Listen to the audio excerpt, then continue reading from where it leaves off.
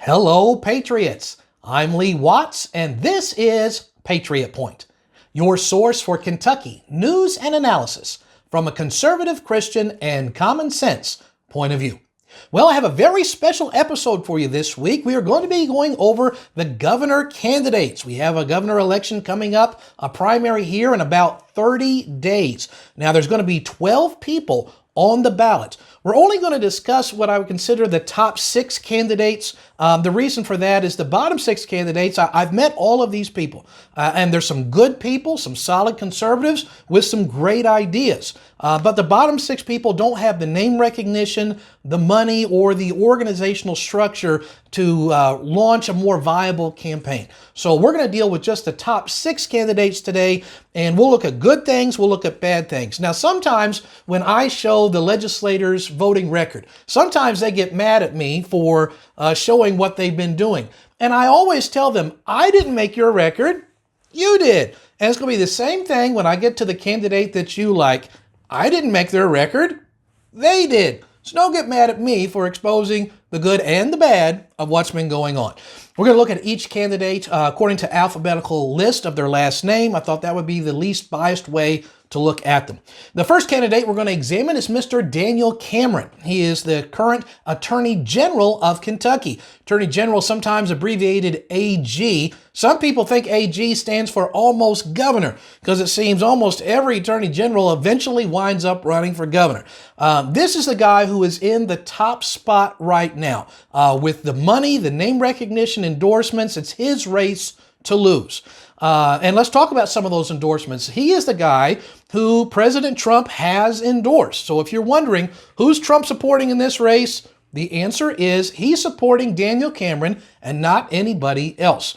So he has the name recognition, he's got money, he's got the Trump endorsement, and a nice thing, if he were to get the nomination, would be it would stop the Democrats from playing the race card, which is something they love to pull out no matter if you're running from president to dog catcher. And so that's a very attractive idea to a lot of Republicans. Now, some of the things that would be going against him is Mr. Cameron used to work up for Mitch McConnell for years as one of his attorneys, and there's a lot of conservatives in the state that really don't like that Mitch influence and really don't want to put one of Mitch's people into office. And a lot of people also think that this guy maybe should have stayed Attorney General. He's only served 1 term, and he could serve for 2 terms as Attorney General, and there's quite a few conservatives who think it would have been best for the party, best for the state, had he done that. He also opposed publicly this year House Bill 300, which was a very strong pro-life bill, and coming out against a pro-life bill in an election year may not work in his favor.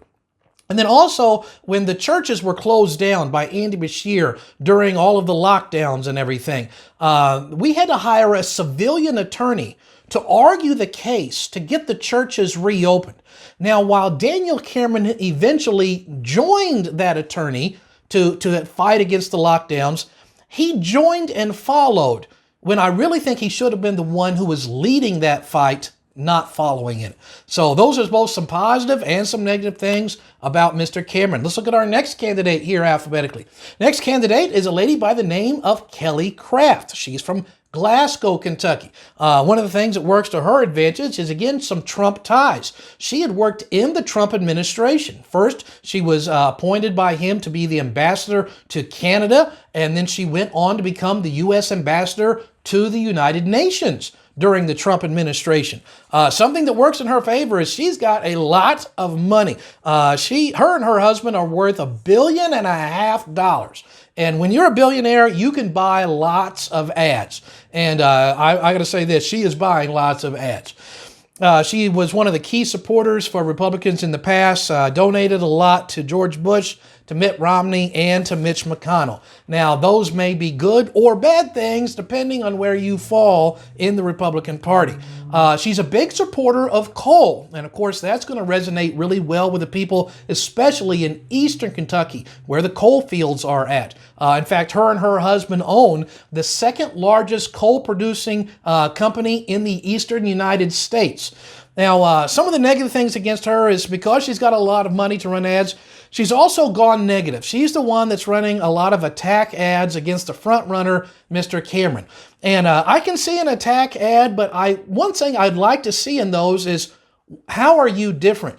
And that's something I'm not seeing. I went to her website. I put it here on the screen for you.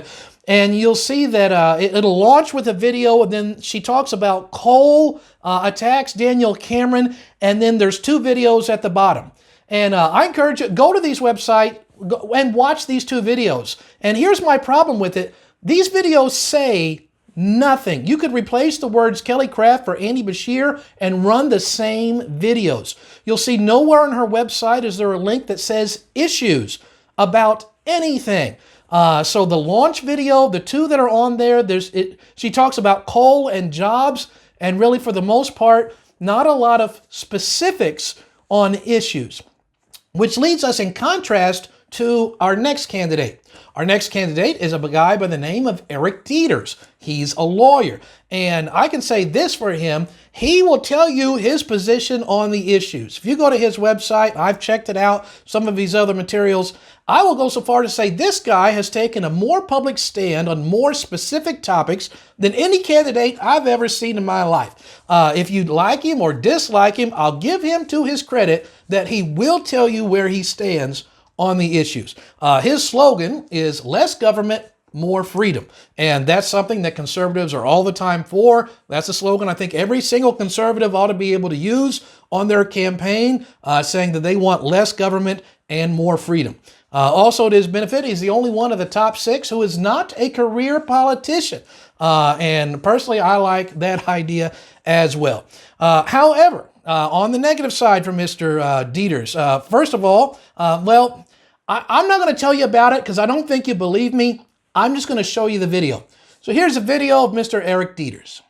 I just want you to know that I understand black culture. If you want to conquer an African nation, send white women and pot.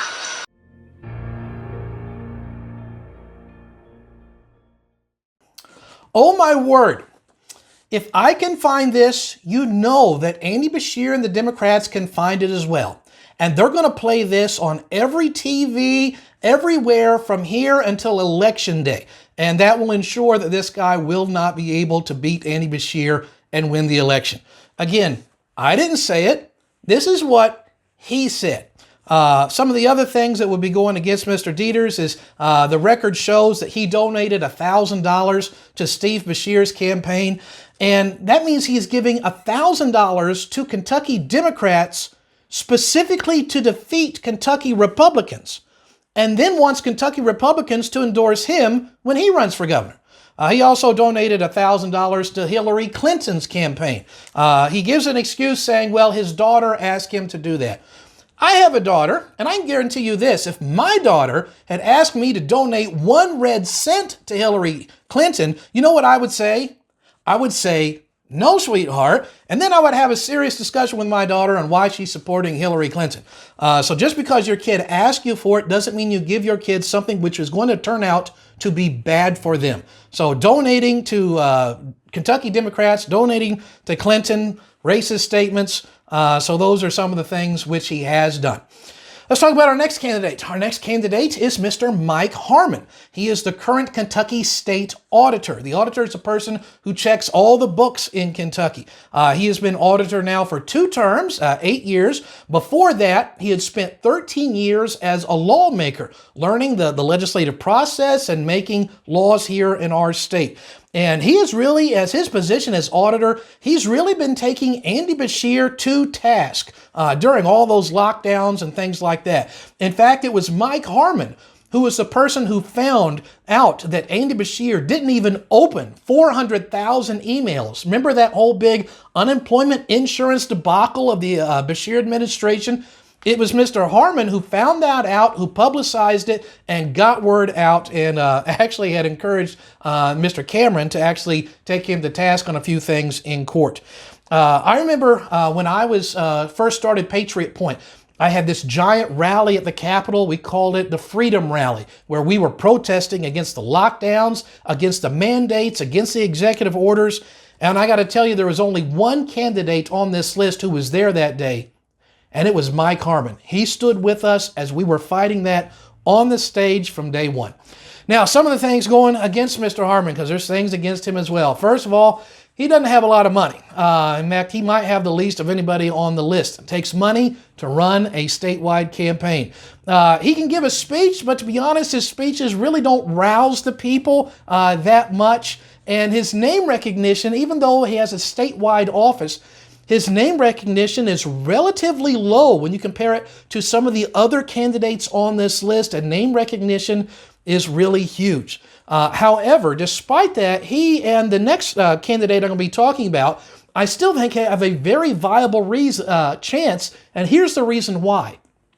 If you remember back to the 2015 Republican governor primary, the two main candidates were Jamie Comer and Hal Heiner.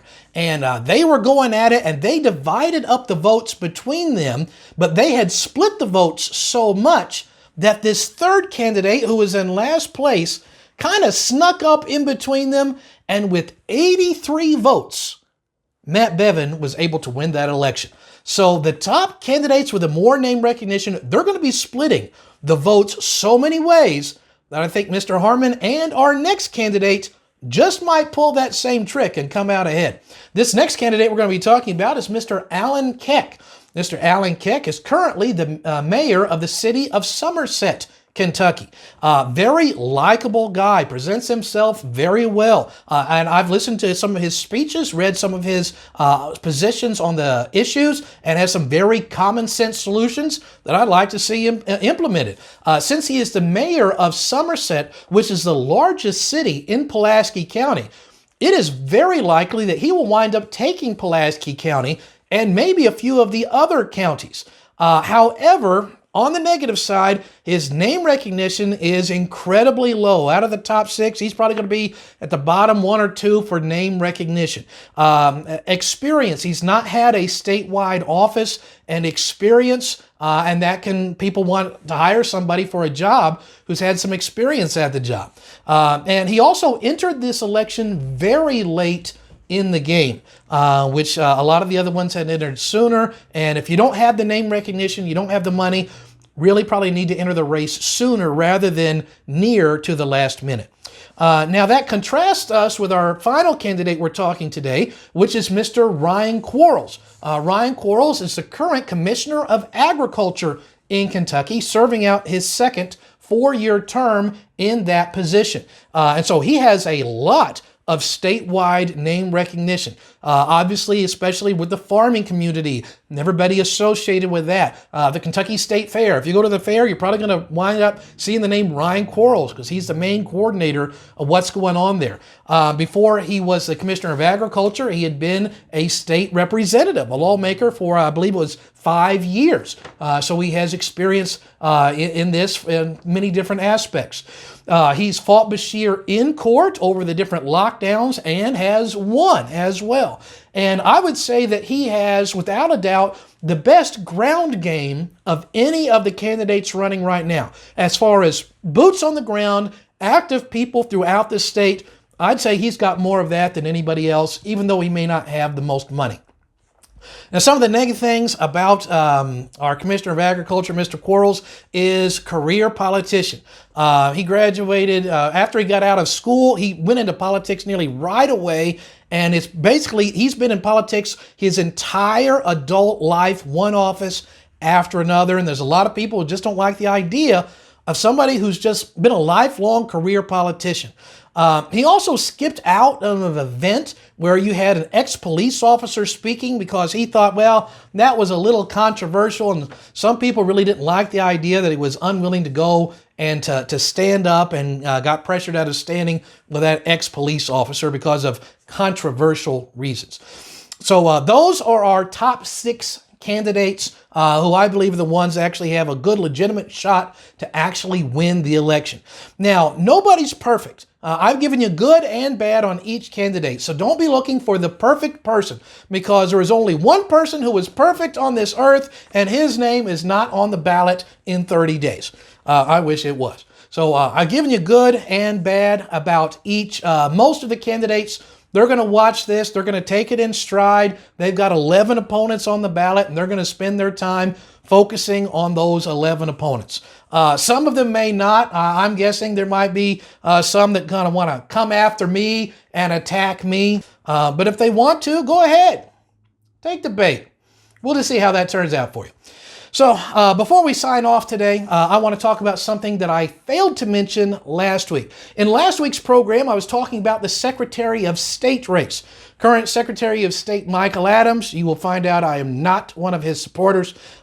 He's got two guys running against him in the Republican primary. And I told you about one named Mr. Nipper, and I had said I was going to put his website where you could learn about him in the description of the video. I forgot about that, so Mr. Nipper's running against him, and his website link is in the description of this video. He also has another candidate, though, and I want to make sure to mention that. There's another candidate running against Michael Adams, and his name is Alan Miracle. I will also put the link for his website also in the description of this video, so you can look up Mr. Nipper or Mr. Miracle. And before we go, I got to tell you, Mr. Miracle probably has the single best slogan of any candidate I've ever seen for any office ever, because his last name is Miracle. His slogan is, Kentucky needs a miracle. Best slogan I ever heard for anybody ever running for anything. So make sure you check out those two candidates. We've got to replace our current Secretary of State, and either one of these guys would be a vast improvement over that. Well, in the coming weeks, we're going to be looking at the Commissioner of Agriculture's race. That one very contentious and incredibly close. You'll be able to learn more about the candidates. So make sure you tune in for that. And until next week, I'm Lee Watts for Patriot Point, reminding you that liberty is not a spectator sport.